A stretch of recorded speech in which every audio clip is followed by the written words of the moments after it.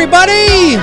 Welcome to episode 199 of Two Dudes and Some Bullshit. The date today is Saturday, April the 26th, 2025, 7:14 p.m. Eastern Standard Time. My name's Dave McCrae, coming to you live from the Voice Man Studios in Toronto, Canada. He's Tony Michael in Atlanta, Georgia. And tonight we're talking some Longlegs. I Know What You Did Last Summer. Ladies and gentlemen, one show away from 200. We are live!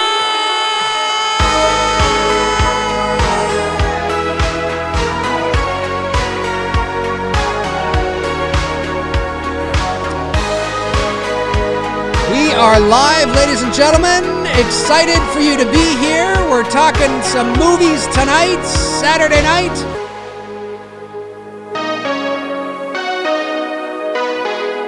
Hard to believe we're almost at episode 200. Tony Michael, how are you doing tonight, sir? It's Saturday night main event. Remember that show? Yes. Yes. That was my shit. That was my shit. I love Saturday night main event. That's a deep cut for us old school WWF fans. It's true. Do you remember back in the day when and this was before back in the day before you could actually watch the popular wrestlers fight other popular Oh, you always had to wait guys, for pay-per-views. Yes, because and when you would watch wrestling, it was always like, the Ultimate Warrior versus John Smith. Do you remember that? And it was some guy going, yeah. With the exception of Saturday Night Main Event. Right. Which is when you would see the names, right? face each other. Yeah, so, it was fun. It was fun.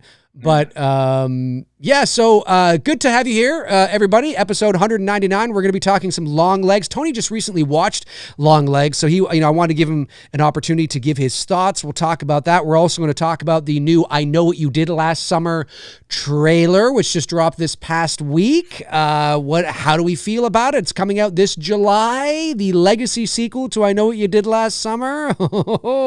Tony, let's start with sexy Longlegs, and tell us what you think. You just saw it. Well, for starters, Nicolas Cage, phenomenal. Like, absolutely great performance. Very unrecognizable. Yeah. Obviously, he had his Cage-isms, his mannerisms that kind of define Nicolas Cage, especially when he gets into his kind of crazy antics. You kind of like, there he is. Yeah. But yes, aside from that, I thought it was really everything from his performance to I forget the actress's name, but she's also in It Follows and They Follow, who I really like. Micah something, Makila something, or Makila, something like that. Chat room will let us know. Chat room's crazy. They'll let us know. Well, she was good. I could see that they pulled from Silence of the Lambs. I could also see that they pulled from even like real life stuff like Zodiac with the cryptic letters, which, is funny because you and I have talked about this in other streams where that I felt that they should start implementing, real world situations, not necessarily do, a beat for beat copycat Zodiac movie, but take ideas like, the letters that Nicolas Cage's characters was, sending. That was, they were cryptic letters.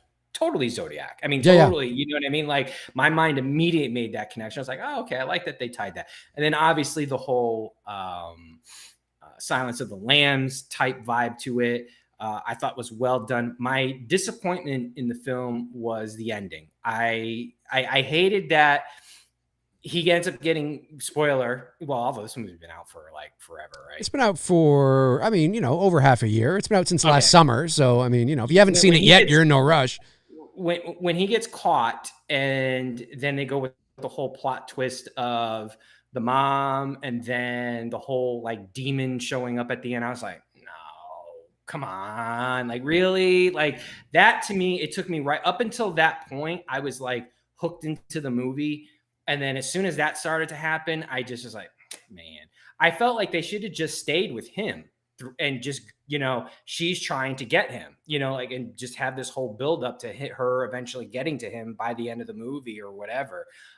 Because he was playing that character so well. Right. I wanted to see more, but by the time they get him, arrest him, and he's done, it's just like, okay. And then the mom thing, it just became too obvious. You know what I mean? And it was just like, I know that they were going for a twist in the plot. I just felt like it didn't deliver, as far. And then, like I said, you start seeing the demonic demon and stuff. And I was just like, nah, I didn't think it needed it. You know what I mean? Like, it just felt like it was so grounded and so real. Like I said, like a Silence of the Lamb type movie that they didn't need to go the whole, spiritual, demonic, devil type shit. You know what I mean?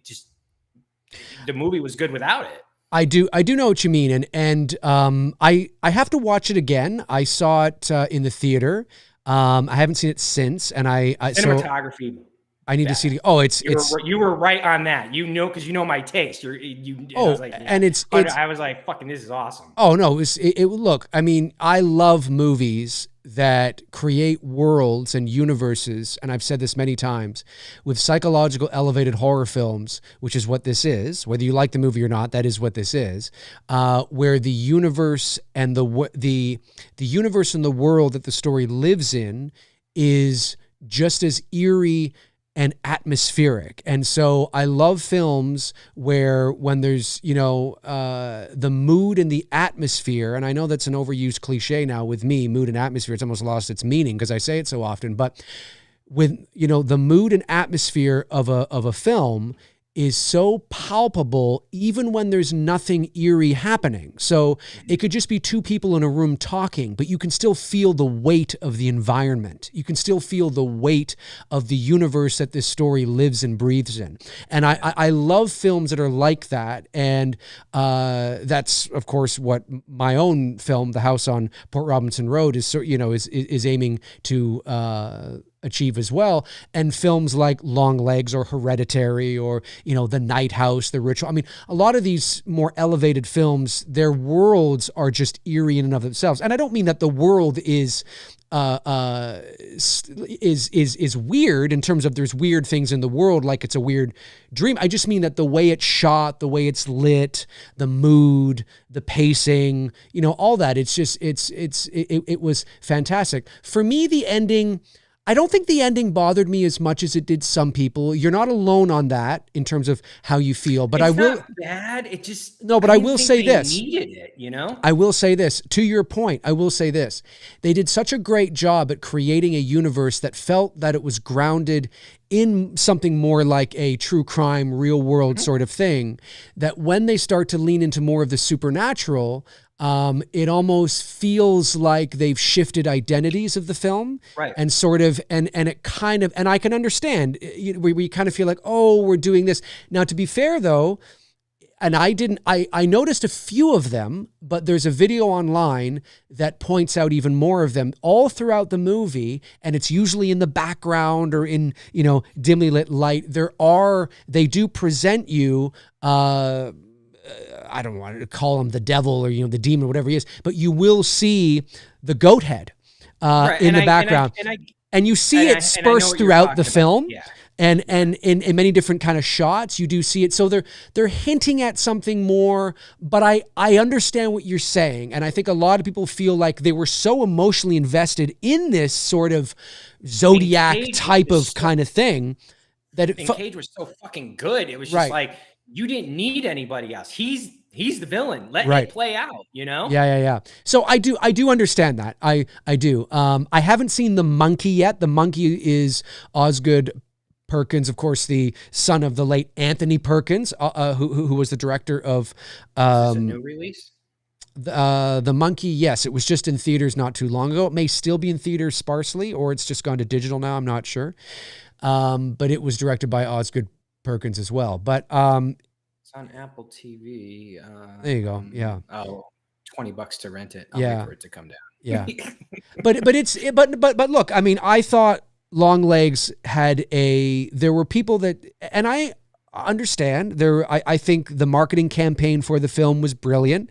I think there are some people that feel that the movie didn't quite live up to the hype of the marketing campaign, and I can understand that. I get it. I mean, marketing, you know, if you got a great marketing campaign behind you, it can be really, really powerful, because now everybody is thinking, you know, now everybody has these expectations of what they, you know, want to see or happen. And if it doesn't quite live up to it, but I think if you watch Longlegs on its own merits, I still think it's a very, very good movie. And I think it's shot well, it's acted well. It's just creepy I'm surprised and eerie. in the, you know, because typically most movies do get screen tested and, you know, get feedback. I'm shocked because of how good Cage's performance was that people didn't say, why, like, why take him out? You know what I mean? He's your villain, you know, like he's so good that you needed more with him, you know, Yeah. and to see that, you know, see that character even evolve more so to that next level, that you kind of felt that he was building to that. Right. And then boom, he's caught. You know what I mean? It's just like, well, what the fuck? You know what I mean? And I'm just, if I'm someone who's participating in a screening, that would have been my first, that would have been like, hey, you need to change like the last quarter of this movie, because you've got me so invested with Cage's character at this point. You've just taken me out of it. And then, like we've just said, now you're going to try to push this. And I get what you're saying, that they had, you know, yeah, it was foreshadowed. Foreshadowed hidden little things throughout the film. But honestly, I'm not even paying attention to that shit because of how good he is. He's got me so, you know, and that's what I like out of my villains. Right. You know, whether it's Anthony Hopkins, who plays Lecter, or who's the guy who plays Bill in Silence? The actor. Oh, I forget. Shit. I can see. I know who you're talking about. But still, but I'm just saying, they were so good at their performances. Like they brought me in, and that's what I like with a good creepy type character. Right. And he did it. And then the moment he's standing there and they arrest him, and I'm just like, bro, come on. No, I know what you're saying. I know what you're saying. I do. And there is some of that there. Ted Levine. Thank you. There is some of that there. And Micah Monroe is the name of the actress. And I thought she was fantastic. I thought she was great. Yeah, she was good. I mean, She's definitely very good. Jodie Foster. Yep. Right. You know, another one that I like of hers, if you guys haven't seen it, a little indie film called Villains, her with Bill Skarsgård. Check that one out. That's a really, really good movie. Is it like a horror film or? Kind of. They play two criminals, if memory serves, that I think they try to rob a house, but then they get caught or something, and then shit ends up. It's like it's like a Villains 2000. It's a 2000. Is it 2019? It's 2019. I think that's her, right? Micah Monroe? Yeah, it is. Yeah. A pair of amateur criminals attempt to break into a house when their car breaks down. They soon realize they are in over their heads when they discover that the homeowners are harboring a dark secret. It's called Villains? Villains, yeah, from 2019. It's got 84% in Rotten Tomatoes. It's really good. I watched it on a whim like 2 years ago, and I was like, this is really good. So I think you and I think you'd enjoy it. Similar taste. I think you'll enjoy it. I think you'll enjoy it. It's on Tubi. It's on Pluto. Yeah, it's a little indie film. It was really good. It's on Plex. It's okay. I've got all those. All right, it's good. Amazon. Oh, it's on a lot of things. Shit. Yeah. Okay. No, right. I'll check it out. Yeah, it's good. It's good. I think you'll enjoy it. Yeah. So no, I agree. But I did like it, and I'm looking. I haven't seen The Monkey yet, but I'm looking forward to checking out The Monkey soon. I know what you did last summer. The Legacy sequel. Now, you and I have been doing this show off and on since 2018. And we're like OGs in the space doing this kind of thing. Has it really been a decade? Because I did YouTube for 3 years before has it been a decade? Well, you and I started doing the show. Now, we haven't done this show consistently every week, obviously, because we have lives. But no, I just meant in general. Yeah. But we started doing this show in the fall of 2018. And I don't think anybody was doing this. I mean, in terms of in our sort of, well, there were people that were doing it, but I mean, we were one of the first to kind of start doing this thing on the regular in this space, not the first, one of them. And you and I used to talk about I Know What You Did Last Summer a lot, because when it came out, you and I were 18 and we both saw it in the theater. That was the first time, because I was familiar with Party of Five, but I had never watched it, so I didn't realize that Jennifer Love Hewitt was on there. And it was... Well, I watched it because of my girl, Nev. Well, there you go. That's right. And so when I went to see I Know What You Did Last Summer in the movie theater with my buddy Bruce in the fall of 1997... I remember sitting in the theater, and when Jennifer Love Hewitt came on screen, I remember thinking, who is that? I was like, who? To me, I always think of her, and I always think of her in Party of Five with as Scott Wolf's girlfriend. Yeah. Well, and people forget that her and Nev Campbell both shared. Yes, that's right. That's right. And anyway, so that's where I first, and then I just she became my instant celebrity crush from there on out. And so, but this was a big movie, 1997. It came off of the heels, of course, of Scream. The previous year. It wasn't even a year. Scream came out in December 96. I Know What You Did Last Summer, I think, was like October, November of 97, something like that. And so almost a year. We had a nice little late 90s teen slasher run with Halloween H2O. Scream. Oh, yeah. They were all over the place. Yeah. I Know What You Did Last Summer, Urban Legends, even Faculty, you could throw that in there as well too. Yeah. It was a nice little run. And then of course the next year, a year later, I Still Know What You Did Last Summer, not quite as good as the first one. Now, let me say this, and I think we'd all, both agree. I don't think I Know What You Did Last Summer, the original from 97, is, incredible or anything like that. But I think out of all the movies that were released in that time frame, it's one of the better ones in terms of the slasher subgenre, but it's always lived in the shadow of Scream.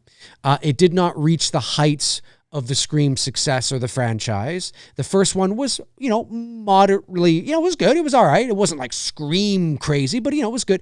And then the sequel didn't do very well. And then there was the direct-to-DVD, in 2006. It never really became this big thing, but that first movie was liked enough, big enough to and embedded itself into the pop culture at that time enough that, because of Jennifer Love Hewitt, Sarah Michelle Gellar, Freddie Prinze Jr., Ryan Phillippe, you have that, it became kind of this own little staple in and of itself. Here we are 27 years later, and we have a legacy sequel. But you and I used to talk about whether they were going to do that. Do you remember that? Like, we were like, if they're going to do it, they need to do it like this, they need to do it like that. Here we are. It's actually happened. It's actually here. You watched the trailer. What are you waiting for, man? Let's go. What'd you think? What are you waiting for? What'd you think of the trailer? Well, we got one shot, with her, and we got one scene with Freddie Prinze. So there'll be another one. There'll be another. Yeah, they didn't oversell the characters, which is cool. It looks dark. I do like that. A little bit heavier in tone. I'm trying to remember the freaking sequel. I know that's the one where they go to the island, right? It is, yes. Okay. I Still Know. It's the one where Jennifer Love Hewitt's in a bikini in the tanning bed. I'm wondering if that's one of those that I didn't finish watching. There was a few of them that I saw it in the theater.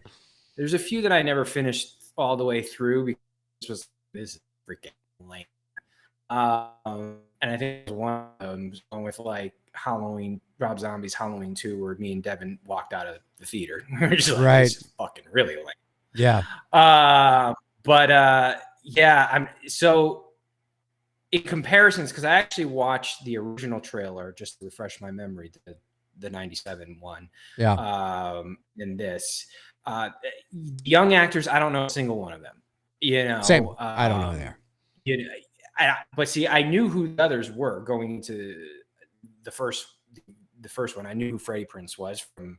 I think She's All That came out. Well, you were also that age too, right? Like we were their ages. So I think it's pretty, we're like nearly 50. So not knowing who the young stars are in this movie makes sense. Like my where I dad was would not have known who going- Jennifer Love Hewitt was. You know what I mean? That's not where I was going. Where I was going was that Sarah Michelle Gellar, Jennifer Love Hewitt, and even Ryan Philippe. Yeah. You had some pretty decent actors in that, film. I mean, they've all gone on to do their own shits. Obviously, Right. Sarah Michelle Gellar, best known for Buffy, and she did some other Cruel Intentions, great Yep. fucking late '90s, early 2000s. Ryan Philippe, he's done some stuff, and then he kind of went away, and then he came back. He's kind of had that kind of resurgence, Yes. as well. Very underrated actor. Not like an A-lister, but never really hated him as an actor. No.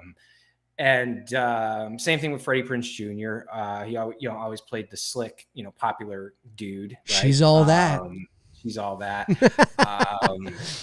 And whatnot. But the point I was getting is that going into the original film, I went in there with confidence because I knew who the actors were. So I was kind of excited. These actors, I don't know. There's no connection there. Didn't see anything that really stood out as far as performance wise, but it's a trailer, so I can't knock on it so much.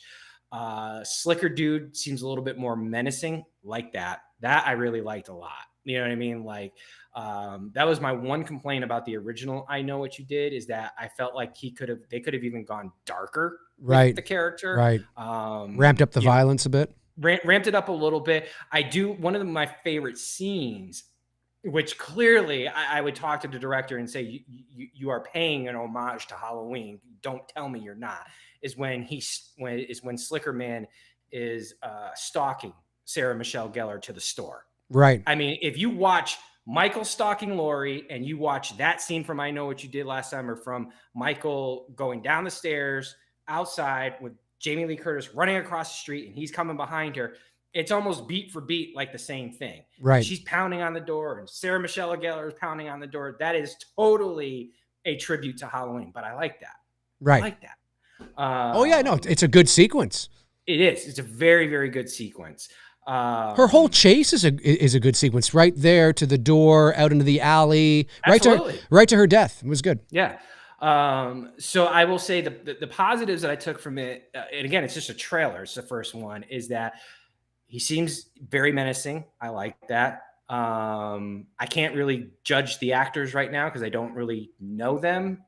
There's not enough there for me, to sit there and be like, oh, she was great or he was great, because I've only seen them in clips. I need to see the full movie. Right. So I'm going to hold back my judgment on that. And obviously with only one scene with Freddie Prinze and Jennifer Love Hewitt, you can't really base it off of that. No, it's true. But the overall presentation of the film looks well done. I not hating it, but I think with a lot of these remakes, cautiously optimistic after the disappointment with the Halloween movies and the Exorcist movies, that I think now my approach with a lot of these IPs that are already grounded and have been established for years and making, in Scream as well too, I can throw that in there. You get hype up, and then you're disappointed, or it doesn't meet, so now I just kind of approach it from a more cautiously optimistic approach in hopes that, it does do well. I want to like it. I don't want to hate it. I want to enjoy it. I'm the same way. I never want a movie to fail. Ever. I mean, because a good movie is always good. You know what I mean? I don't care if it's Snow White or a Star Wars movie or something that, a lot of people want to fail. I don't want anything to fail. I want it to be good. So that doesn't mean it's going to be good, but so I'm with you. I watched the trailer and it didn't blow me away, but it didn't underwhelm me. I think it's competently put together.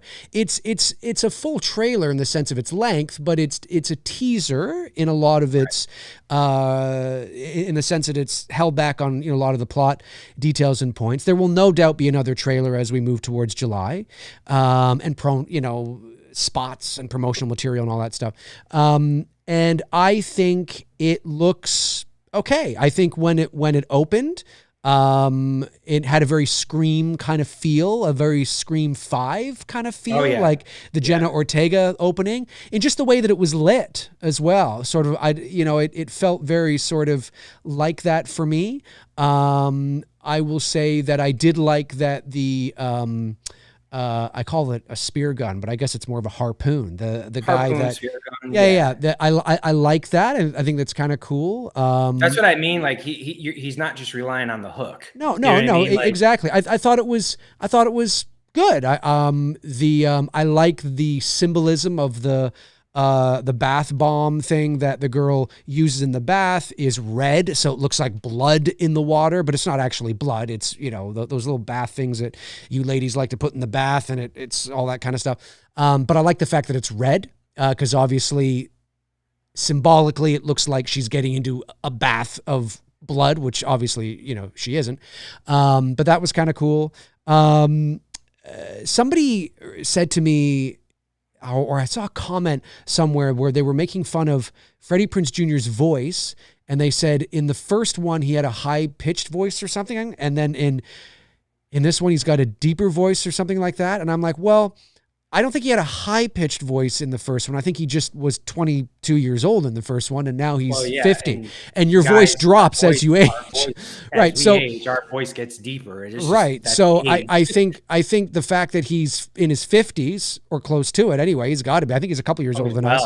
I mean, he's he sounds, he's an older guy, and of course in his 20s he was a young guy, and so I think that's more what's going. I don't think he's consciously going, hey, what's going on?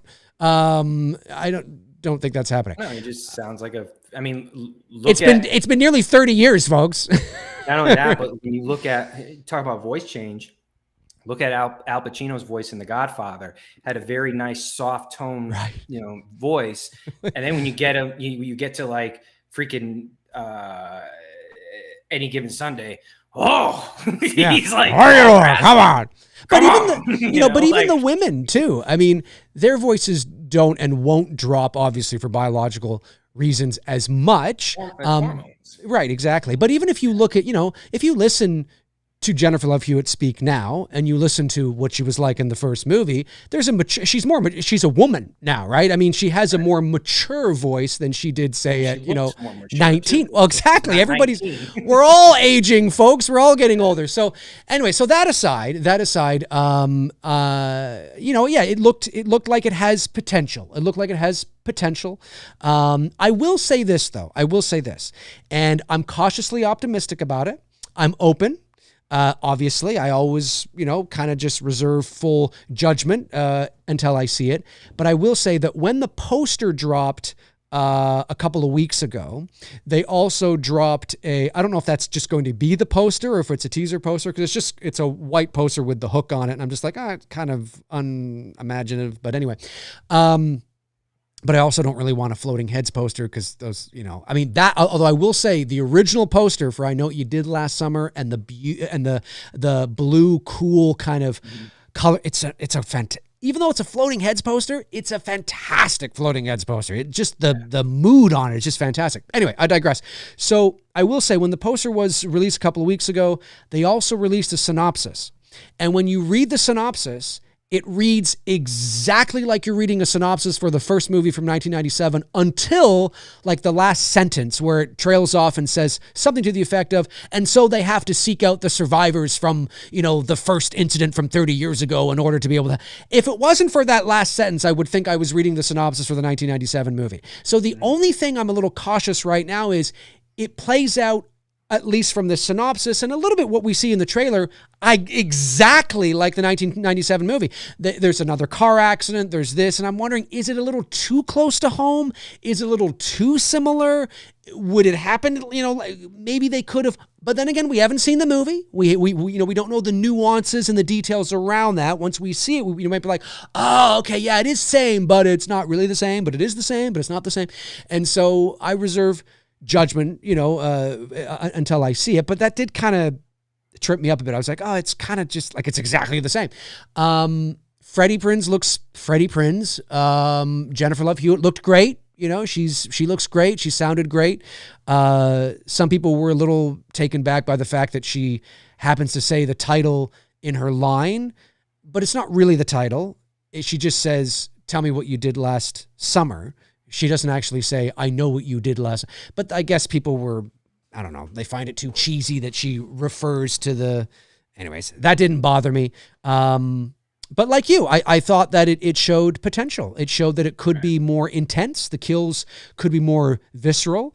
And I think you would agree, because I think we both said this not too long ago, or no, maybe a couple years ago now. But both agree that, and I've said this, I said this a year ago when this movie was announced, this isn't going to be about Jennifer Love Hewitt and Freddie Prinze. They're not going to be leading. They're not going to be the stars. You know, this isn't I Know What You Did Last Summer 3 starring Jennifer Love Hewitt and Freddie Prinze as middle-aged characters. You know, they are the support system for the younger crew. And so just be prepared that I don't think they're cameos, but they're not like, leading the charge necessarily. You know, but they're there to support and to be that, and they may get involved in the third act in some of the, the craziness, but it's really going to focus on these new characters. Yeah, and I hope these new actors can, just keep me, interested in the movie. Right? Exactly. Well, I hope they do. Again, it's not because Scream. It's on them. I mean, because you're bringing in the older crowd that's our age, right? Because of the connection with Jennifer Love Hewitt and Freddie Prinze Jr. And then now you have this young generation who's also going to go see this movie as well too. So right. I fully expect, the young adults to appreciate. I hope so. The actors in this. To me, there's no connection there. I'm old enough to be their dad now. Yeah, exactly. Exactly. No, exactly. It's probably why we don't. I have no idea who they are. No, it's a big reason why. There's a lot of movies that I don't watch with a lot of young actors in there for that. I can't connect. It's kind of funny now. I kind of understand my parents, of the 80s when I was in the 80s and 90s, where they couldn't connect to a lot of the stuff. That, although I wouldn't say so much with a lot of 80s movies. Certainly, my parents, you can sit them down in front of any John Hughes, and that's a generational. Right. But there's just certain movies certainly can be generational. And you put any John Hughes film on and it's, anybody can watch it. Exactly. But with most movies today, like I try really hard not to be, and I see it, on social media, all the time, the negativity from, especially I know when it's someone who's my age talking down on these actors and complaining about how just we don't have there isn't a youthful crop out there of adjusting actors who are my cushion, who are A-listers, right? Like who for both men and female. I mean, I guess you could say Jenna Ortega is, but she's also limited to the kind of movies she's doing. She's not broad. I mean, she is, but you don't really hear those movies being talked about much. If it's not Wednesday, or if it's not Scream, or if it's not Beetlejuice, anything else she does, you don't hear it. Do you know what I mean? So she's yes. Sorry, go ahead. No, I was going to say, when you do look at the actors of the 80s and 90s that you and I grew up with, whether it's the Kevin Bacons or even Jamie Lee Curtis. I mean, Halloween came out in 78, but we were basically born less than a year later. You just don't have that kind of heavyweight in Hollywood anymore. And I don't know if that's because of social media, or are we not putting out a good crop of actors? Now there is guys like Bill Skarsgård, fucking phenomenal, right? Dude's a great actor. He's going to be around for years to come. Dude who played Dylan in a recent flick. Dylan? What's his name? Bob Dylan. He played Bob Dylan. His name gets mentioned a lot. Yeah. I know who you're talking about. He was in the Wonka film, right? Too. Yeah, he played. Yeah, in fact, he Yeah. played. You know, so like I could see him. But you know what I mean. Like we Yeah. don't have that. Like that. Going back to my original. When we first started talking about this movie, where you had in the original film, Freddie Prinze Jr. You knew the name. Ryan Felipe, you knew the name. Sarah Michelle Gellar, you knew the name. Jennifer Love Hewitt, you knew the name. Even when you think of Scream, you knew Drew Barrymore, you knew Nev Campbell. Now Nev was still very, she was still baby faced. You know what I mean? Like she had just only done Party of Five. Scream hadn't reached its full popularity, and I don't think Wild Things had come out just yet. That was more late '90s, early 2000. But the point is that you had names attached to these films. Even the faculty, you could say the same thing. Josh Hartnett, people knew him obviously from Halloween, because those movies came out simultaneously. Halloween, H2O, love it or hate it. You had what's her name in there that played his girlfriend, Hartnett's girlfriend, Michelle Williams. Yeah, Dawson's Creek, right? So I think that's. Well, I would like to know. Again, I think that's where a lot of these movies are missing right now. Is you're just missing like names, right? That you can just like roll off, like, oh yeah, I know that, or oh yeah, I know that, or whether it's in the horror genre or mainstream movies, you don't. There isn't many. There's a few, but there isn't many. Well, I agree with you. But to my point earlier, I wonder if the issue is that we don't know who they are, but would people their age, like my dad would not have known who Nev Campbell or Jennifer Love Hewitt or Sarah Michelle, Timothy Chalamet was. My dad or my mother, if it wasn't for me, would not have known who Jennifer Love Hewitt, Nev Campbell, Freddie Prinze, Sarah Michelle Gellar was in the late 90s, because, they would have seen the movie. I don't know who these... But we did, because we were 17, 18, 19, 20. We were their ages. And I wonder if it's because, the cast who is in I Know What You Did Last Summer, like, for example, I had never seen Jenna Ortega in my life. I had never heard of her. I had never laid eyes on her. And yet I used to see people younger than me. She's in Scream. Oh, they got Jennifer Ortega. They got Jenna Ortega in Scream 5. I'm like, I don't know. You know the girl. I'm like, I don't know who that is, because I'm not 21 years old. I'm not 19. Yeah. And I think that really has. So my question is, the cast, and I Know What You Did Last Summer, the younger cast, are they known? Are they on CW shows? Are they in this movie? And kids who are 19, 20, 21 know exactly who they are. They would look like, oh, yeah, I know who that is. But we, as now the dads, like, I don't know who the fuck that is. I have no idea who this is, right? You know what I mean? I think that probably plays a big part of it. Well, and I think I was also going with also the talent scale too. You know what I mean? Like, when like what we were saying earlier, when you look at Sarah Michelle Gellar, she had done Buffy, but she also done several movies as well too. Mm-hmm. She was a talented actress. Ryan Felipe, same thing. Talent. Like I just don't see it as much with this young crop of 20 to 30-year-old, young actors out there. There's a few. I'm not saying they're not. Mm-hmm. There's a few, but. I don't think it's because you and I are too old and we don't know them. And maybe it's just the quality of stuff that's just not being made right now that just isn't landing. Well, you know what I mean? I think I hear you. And I think a lot of the times too is that she was on Buffy, but Buffy wasn't big at that point. Buffy had just started. And it didn't become the cultural phenomenon it did, because it came out in 97, and I Know What You Did Last Summer came out in 97. So they were very much sort of in line. Hewitt was a relatively nobody. She was on Party of Five, but she wasn't. That's the movie that really made her. But Freddie, you would agree with that when you watch the films, which is where I'm trying to get with you, is that you could see their talent in their performance. Sure. Do you know what I mean? Yeah, sure. You're just in a lot of these, like, so maybe, but take the young actors in the recent Halloween films. Okay, what is Andi Matichak doing? Nothing. She had her moment, but she ain't doing anything, right? Besides what she did in Halloween.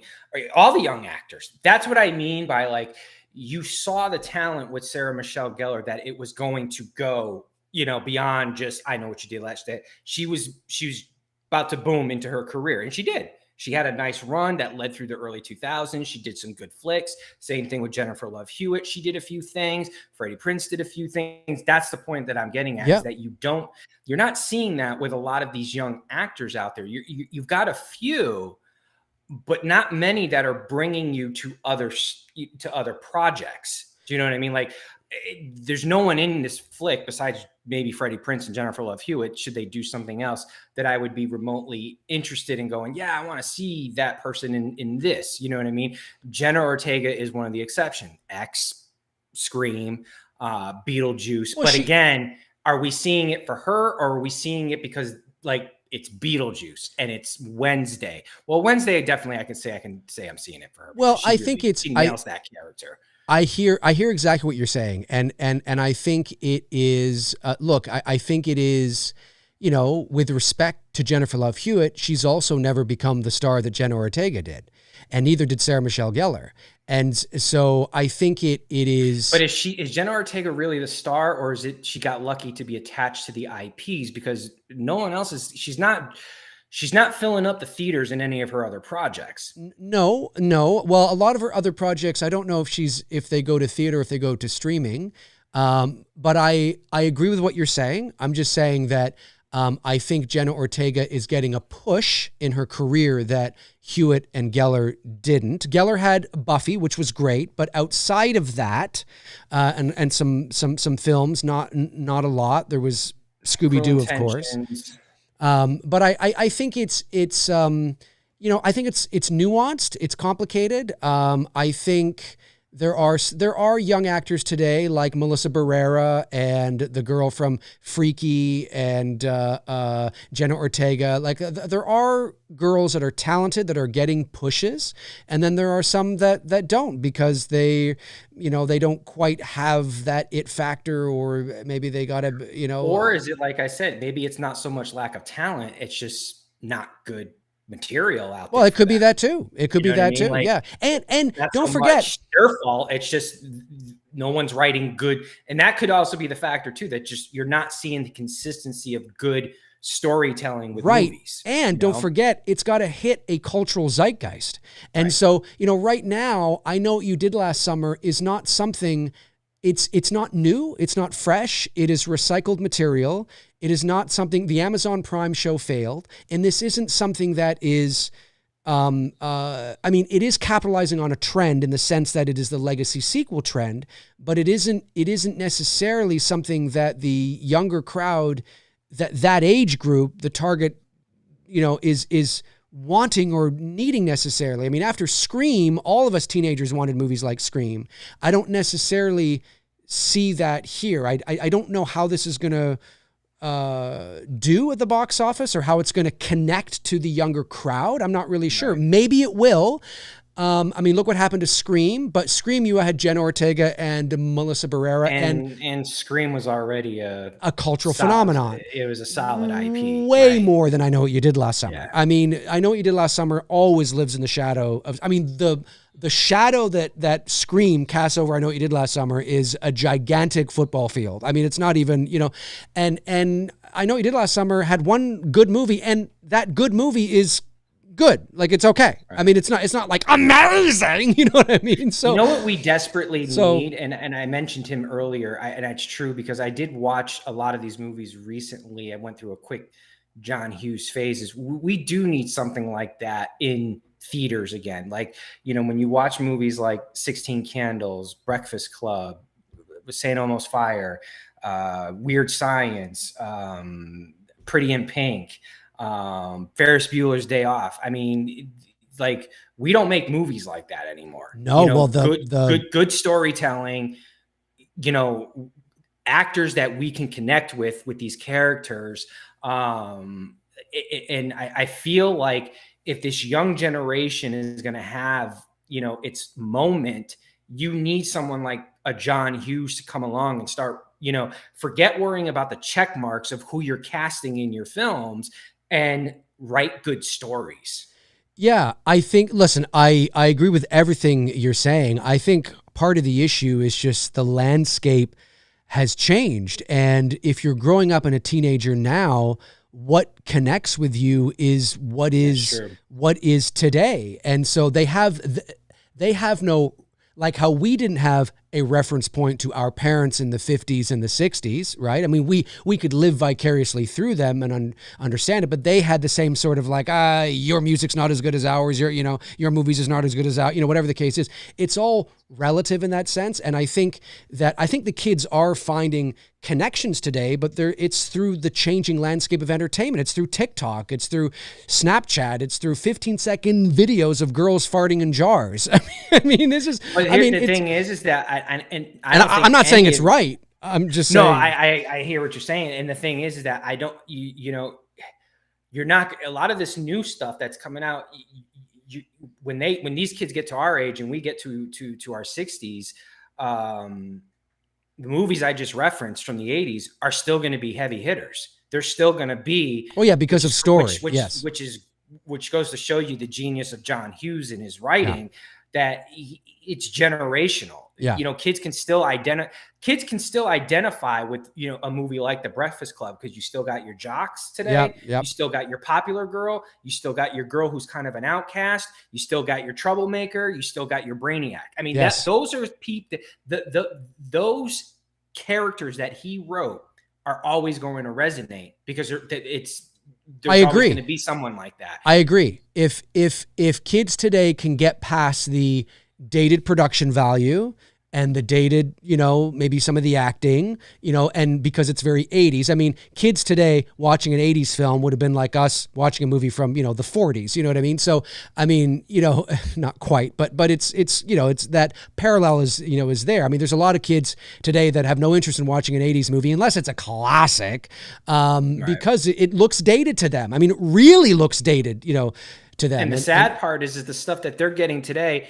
they're not going to be talking about it 20 years from now. Like when we talk about we could talk about movies from, we never do, but we could talk about movies from the 50s. And there's Hollywood legends like Bogart. Of course. Brando, Bacall. Yeah. And, I mean, that's a whole nother generation in itself. It's a whole different ballgame. And then there's our generation of films from, I don't know if these kids today are going to have that same. They're going to have it because it's relative to them and their time period. Yeah, so I guess it's going to be with like the superhero movies. Maybe you're right. Cause 100%. It's going to be so like, believe it or not, like, how we, and this is crazy, how we look back at the 80s and we look back at the 90s, and there's a feeling we get, that vintage, retro, nostalgic feeling we get. Because it's relative, there's a kid right now who's 21 years old, who's 16 right now in high school.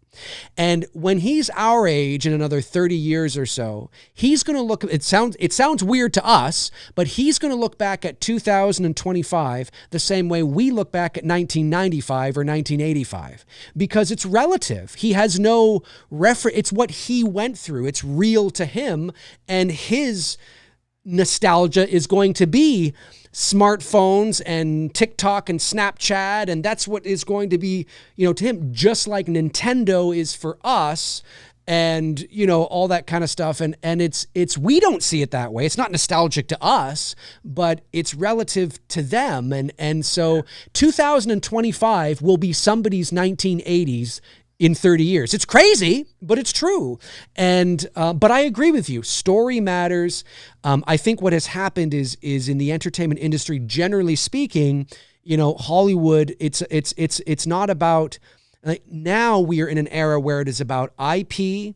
It is about characters. You look at Minecraft. Like, I don't even know what the hell this is. Yeah. I know it's a video game. Yeah. And and you're right. I think we are in a time where it's no longer about the stories that's being told and the good writing, right. Whereas it's about comic book heroes and video games. It's about characters.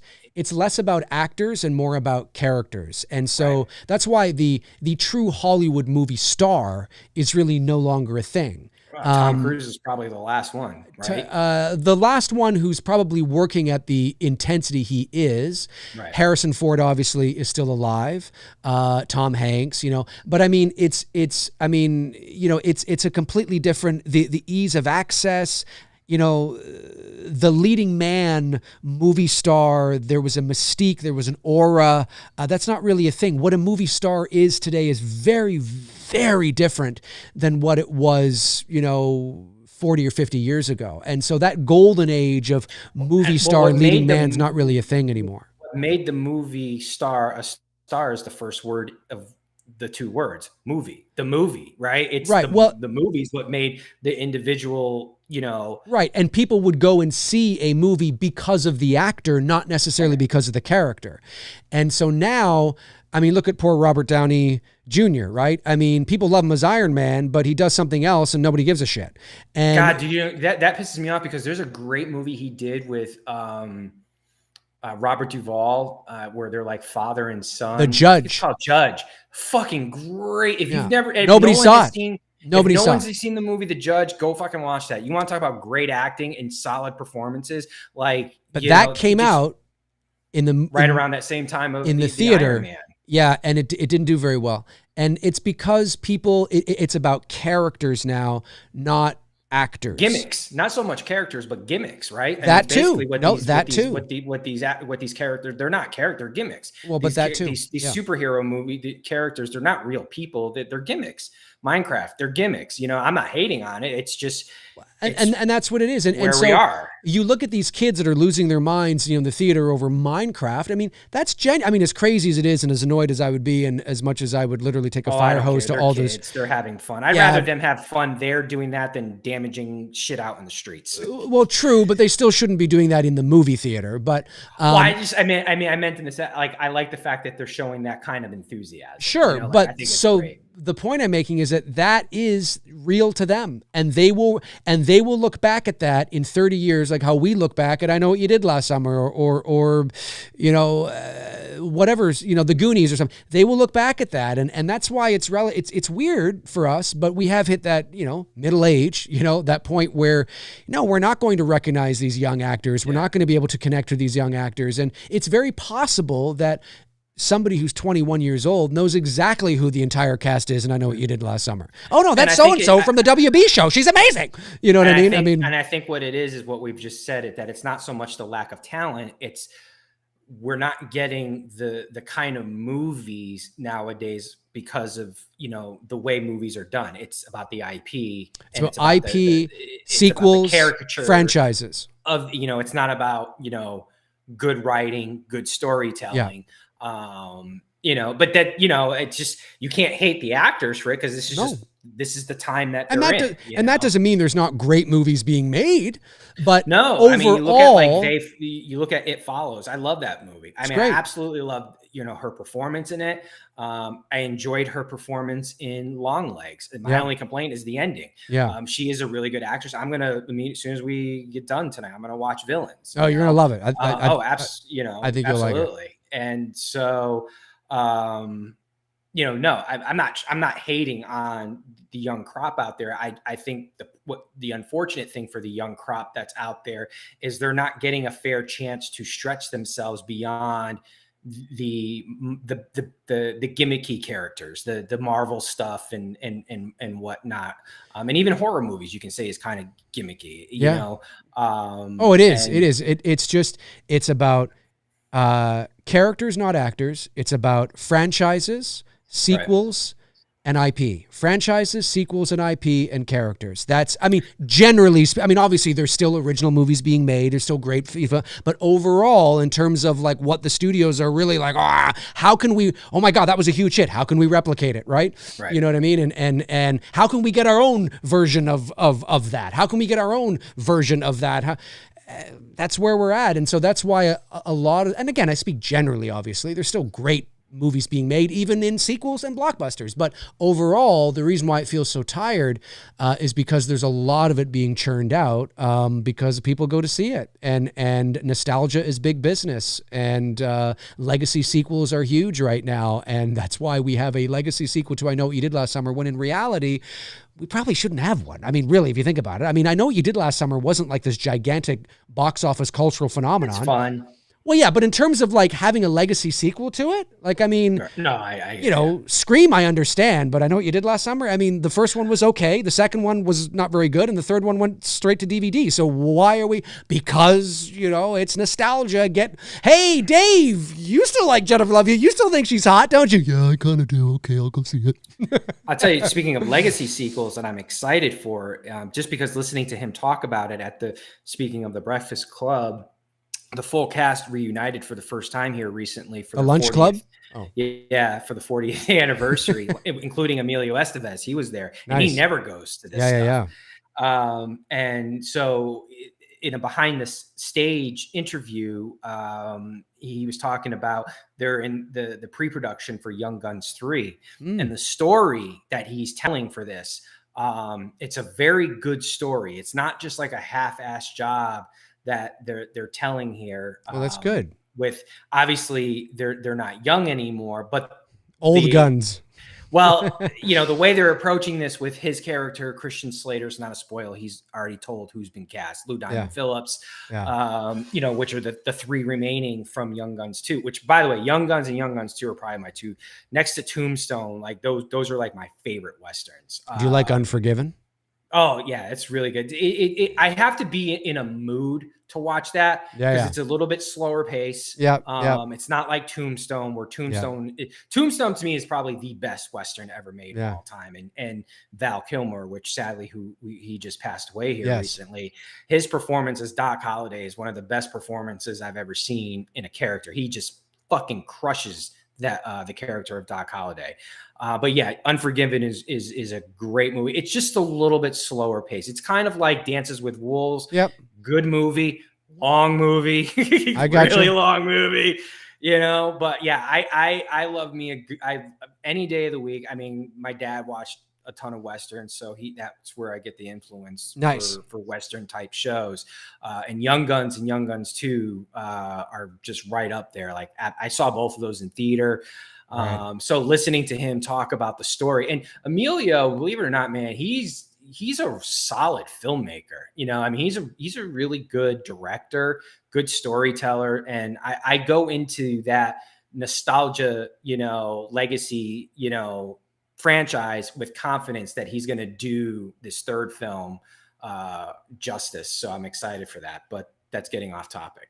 So no, that's okay. That's okay. Getting back on topic, I think you got a bunch of questions. I do. Yeah. No, great. To and answers. Great discussion tonight. Let's go over to the chat room and see what you all are saying. I know member chat comes in from Flet. Hey, what's going on, Flet? Says, awesome to be a member for 10 months. Hope you both are doing well. Thank you very much, Flet, for being a member for 10 months. Alex C sends in $5 super chat, says, I wasn't a fan of Longlegs, partially because I kept falling asleep. It dragged at times for me, but I wish I saw more of Cage in the film. Really? You fell asleep? These people falling asleep during great atmospheric movies. What are you doing? Maybe you need to get more sleep before you watch it. Thanks, Alex. Appreciate it. Wayne Downey sends in $5, says, I heard they're changing the title to I Know What You Did Last Summer because you posted everything on Instagram. Oh, I see. I know what you did last summer because you posted everything on Instagram. That's funny. Yeah, it would. Yeah. That's funny. Well, and sorry. Go ahead. No, that's funny. I agree with you. That's funny. Yeah.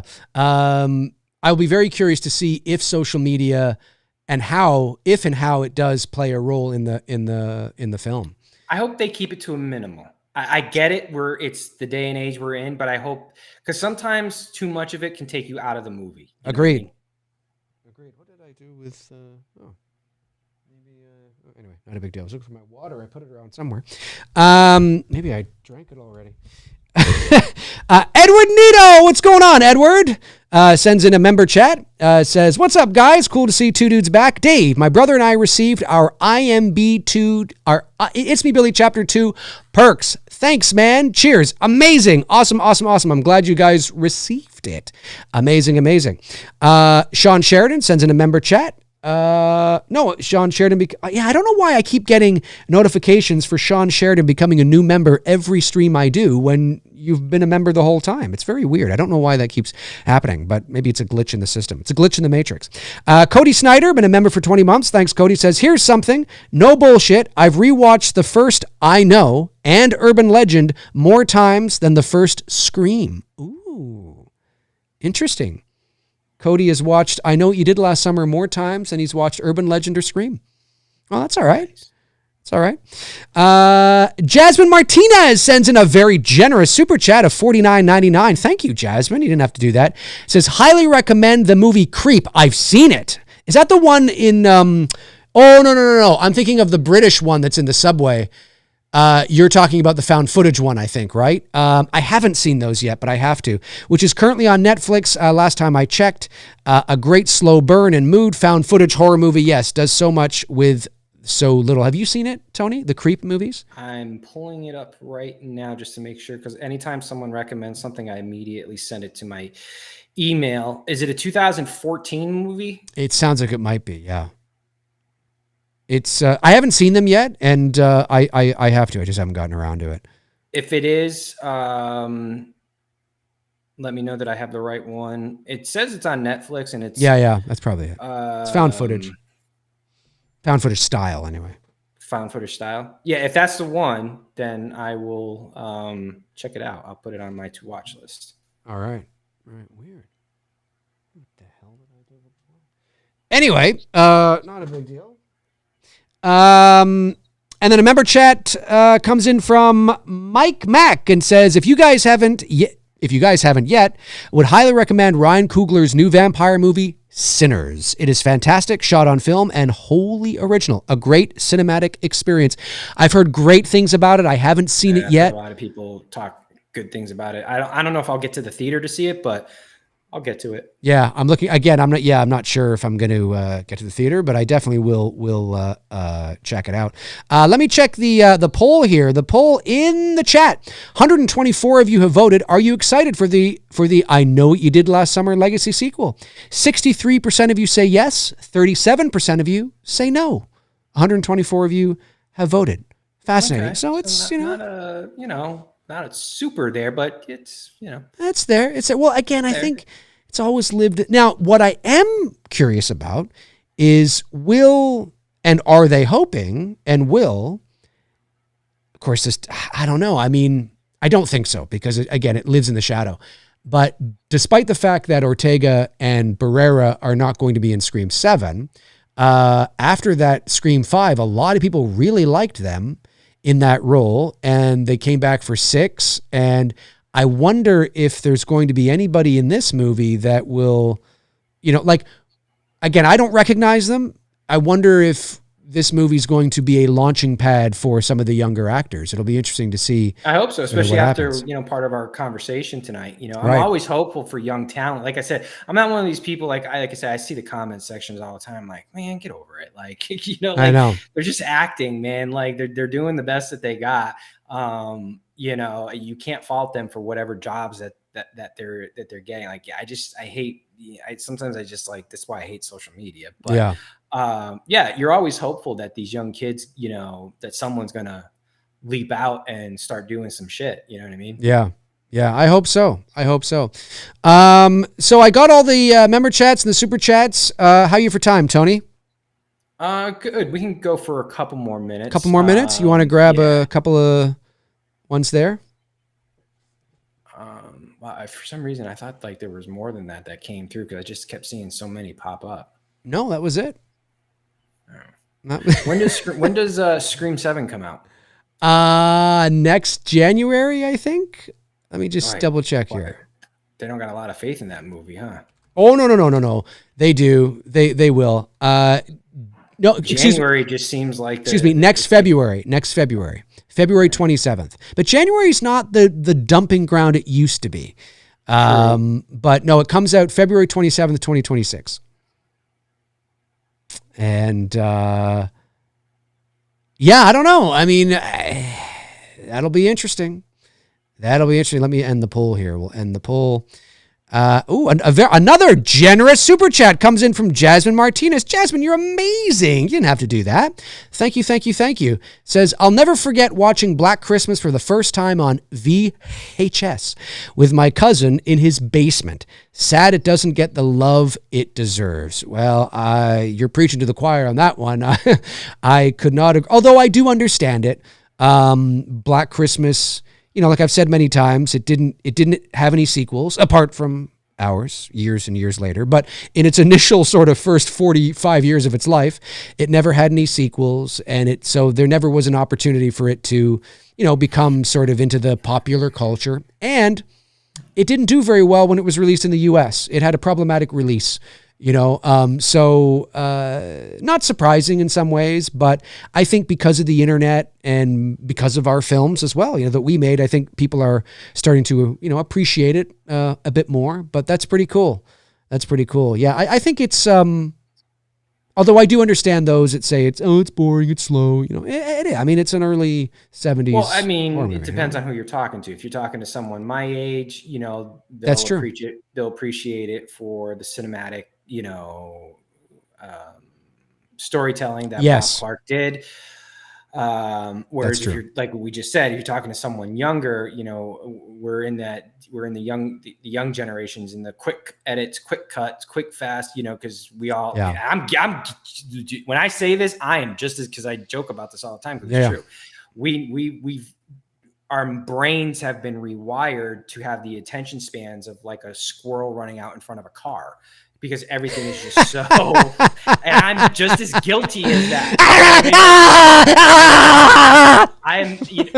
It's just because what we're so used to now, right? Like, this isn't blank pointing fingers at one. No, it's true. It's true. People. Like I have the attention span of like a fucking toddler. It's so hard now to keep me engaged. Is that why every time we link up, I have to tell you my name?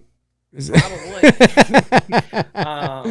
Who are you again? Because it's because we've just, and YouTube was a big influence for that, especially in the early 2010s when YouTubers were becoming big and popular and developing their quick editing style. Now that style of editing has been around forever, but you weren't doing it in a long sequence, right? Like you are today, right. Where it's just bam, bam, bam, bam, bam, bam, bam. And I think that's just why it's so hard, for us as viewers, everyone, I'm putting everybody in that category, to just attain our attention, because we also have more distractions too. Oh, for sure. 100%. Great point. And there's, whether it's social media distractions or, whatever, it's really, so like, I've been trying harder and harder to like, at certain times a day, especially in the evenings, to just put the phone down, put the phone away, no more social media, whether read something, whether it's something astrophotography related or, astronomy related, or just a book in general. The Berenstain Bears, like anything, right? I mean, whatever, just something to where like, to kind of like, or watch a movie, like I did here recently with, the John Hughes films and stuff like that. Cause I developed that. It's a bad habit where you're trying to do too many things at once. And, rather than just like slow it down and just focus on one thing. No, but you're right though. And again, thank you for the super chat, Jasmine. I really appreciate that. But you're right. I think that is part of it. I mean, for sure. And Black Christmas is, it's not a blood, guts, and gore movie. It's a very slow burn and very old school Hitchcock type of thing. And you either like that kind of thing or you don't. And because it's dated, I think if it was like that more now, I had people say that they liked our films more than they liked the, original. And we sort of modeled our films after that, but made it obviously a bit more modern in terms of its obviously more modern production value and, presentation. But I think that's why it probably resonated with those a bit more that feel they need that.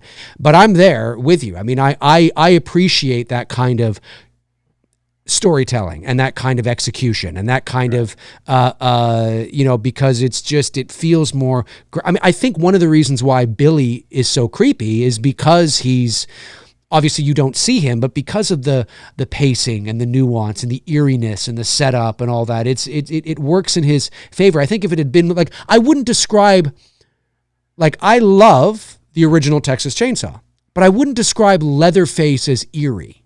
Do you know what I mean? Like, I wouldn't describe him as eerie. The film is eerie. The atmosphere of the house is eerie. Right. The people in the home are eerie. Whereas Billy is eerie. There's something eerie about him. There's a mystique around him. It's what is this kind of thing. Anyway, not to go off on a tangent about that, but I agree. I'm glad that you had that experience watching Black Christmas on VHS, and you know what? Look, it will never be Halloween. It will never be Freddy or Jason or anything like that, because it just never had the opportunity to embed itself. And there may never be another remake. There may never be Halloween will never be Halloween. Right. That's it. Years there.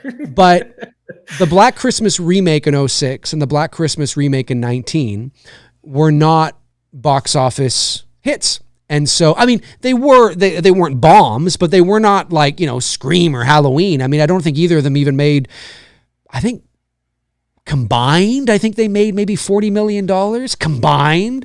And so Black Christmas has never been the cultural phenomenon, zeitgeist thing to get everybody together. And it's seasonal, right? People really only watch Black Christmas around Halloween time, right? Or Christmas time, right? It's not something you watch yearly. Some people might watch it during their, October month. Some people might, but overall, it's between November 1st and December 31st is when you see it gain traction. That's when our film's on YouTube. There's a spike in the views, right?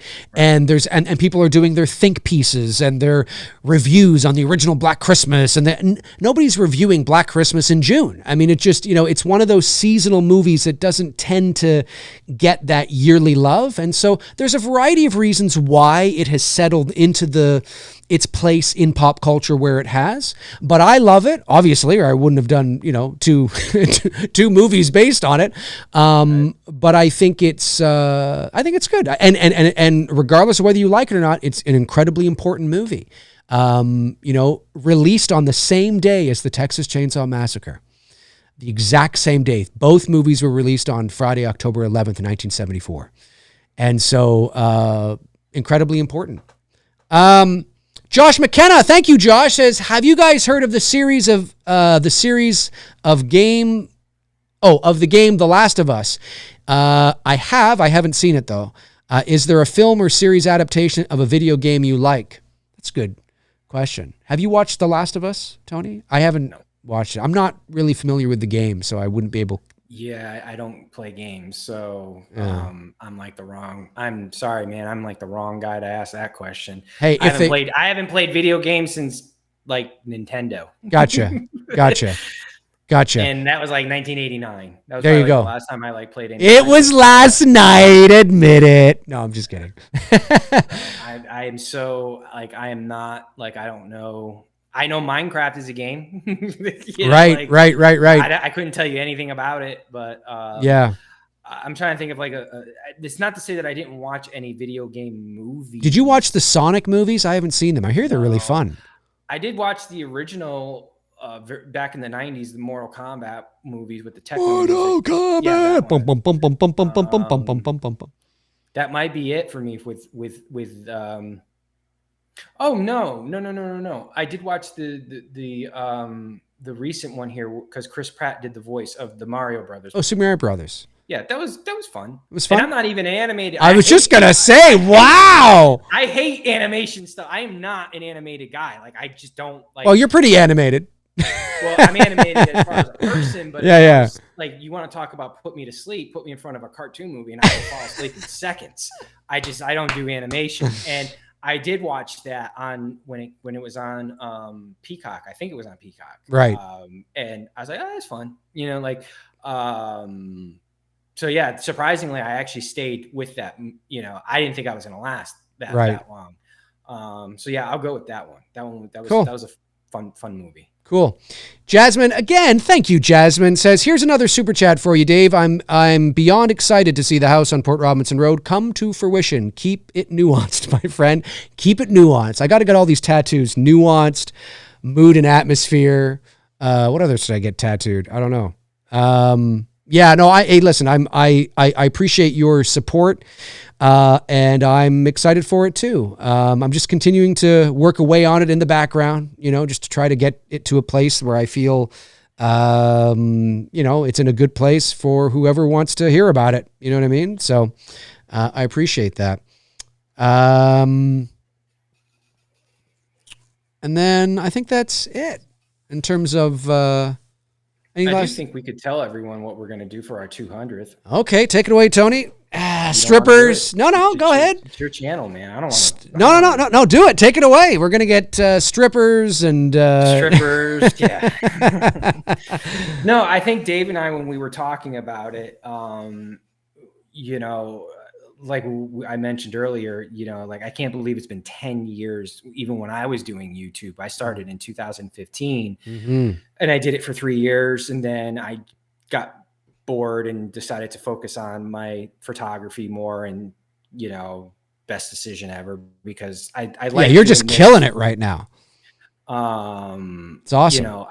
I like doing this with Dave once a week, or once when our schedules line up. It still fed the appetite, you know what I mean?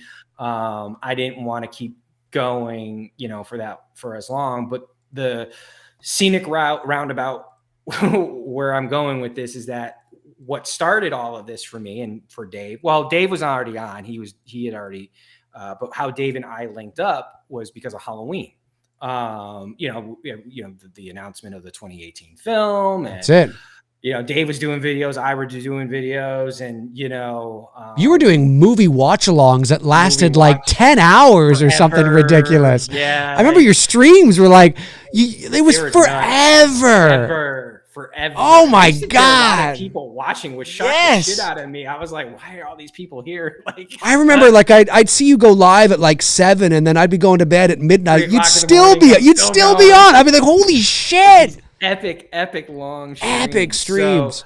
So Dave and I felt like, for 200, like we would do a 9-hour stream. No. 9-hour stream, but it would be it would be apropos of us to do Halloween. I mean, like not a 9-hour stream, folks. We were just kidding about that. But just everything about Halloween, why we love Halloween, why it was the movie that we both, even as young kids back in the 80s, why we gravitated to the franchise, and what it's meant to us, obviously to you as well too, because that's how we got to meet a lot of you. Yeah, that's right. Like some of you who follow me on Instagram, who support my photos on Instagram and stuff like that.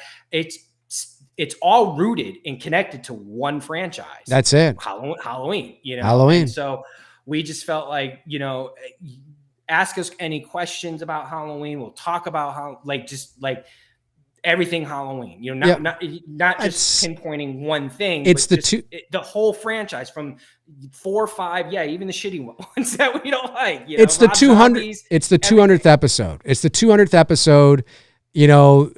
I rose to prominence on this channel as a Halloween guy, as did you. And we've talked about Halloween a lot on the channel, but funny enough, and we've done it here on this show. We haven't talked about it in a while, but we thought, it's a 200th episode. Let's have an all Halloween show. We'll talk about it. Maybe we'll just have some fun. We'll share some memories, have some laughs. I think it'll be a fun show.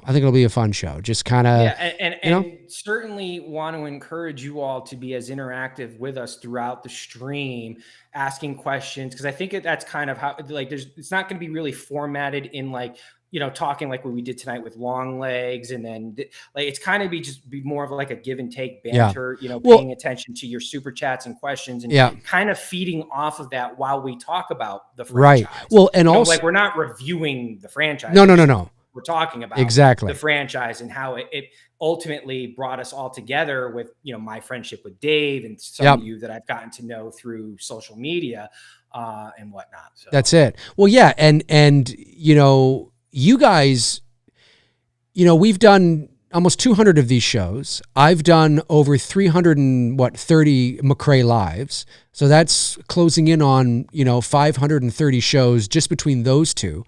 I've done probably about another, 300 or 400 live shows outside of that.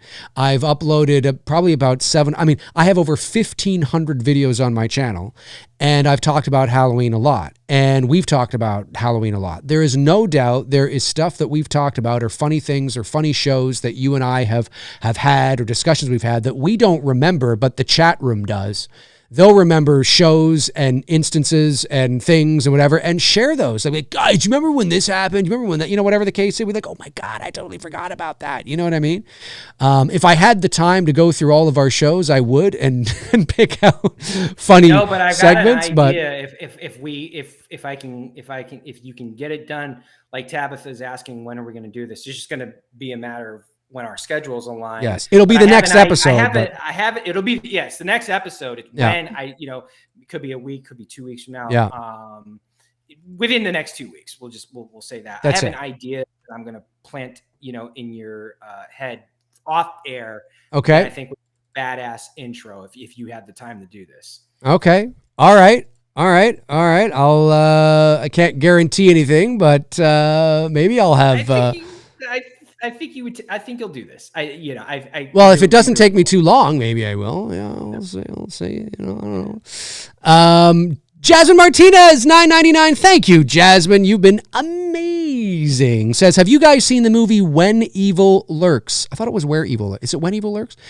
If so, what are your thoughts? I have seen it, and I thought it was awesome. Have you seen it, Tony?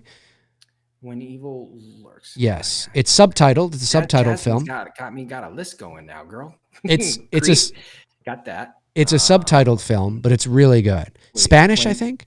When Evil Lurks. I thought it was. Yeah, I think it's When Evil Lurks. 2023 film. Yes. I'm assuming. Yes. Yeah. It's. Oh, this is on my. Oh, okay. Yeah, it's on Hulu and AMC. Okay, I got both those. Oh, yeah. And I can ask my brother for Disney Plus because he's got Disney Plus. Well, there you go. Yeah. I'll have to watch. I'm going to add that's on my list. I have not seen those two. Right. So I've got some movies to watch here. Right. Exactly. Lord Moon says, no, Dave, just references himself an awful lot. I reference myself an awful lot. Well, he's Deadpool. He's breaking the fourth wall. I am. And it is my fucking channel. So if you don't like it, get the fuck out. It's the way it goes. Wait, how do you break the fourth wall on YouTube? I don't know. Look this way? Look at the wall? No, I think, no, you just look at the camera. You go, hey, what's going on? I'm already looking at the camera. Oh, that's true. So how do I do it? I don't know. How do you break the fourth wall? I'm not sure. Maybe I look this way. Hey, what's going on? Hey, well, you see, you know what else I watched? I'm self-centered. I'm egotistical. I'm full of myself. I'm a pompous, arrogant, pretentious piece of crap. And that's just the way it goes. Thanks for coming in. Really appreciate it. Okay, see ya. You know what I watched recently that made me think of you? Because you always recite these lines from the movie. Oh, yes. Let me hear it. Cracking up. Let me hear it. With Spaceballs. Oh, what the hell am I looking at? When does this happen to them? Talk about fourth. Oh, I know. What the hell am I looking at? When does this happen in the movie? Wait, when does this happen? Now. No, it's something like this. What the hell am I looking at? When does this happen in the movie? Now. Everything that happens now is happening now. What happened to then? We passed then. When? Just now. We're at now. We'll go back to then. When? Now. I can't. Why? We missed it. When? Just now. When will then be now? Soon. That's such a good movie. Oh, it's so good. You cannot talk about a movie I can never get tired of watching. Spaceballs. Yeah. Oh, it's great. It's great.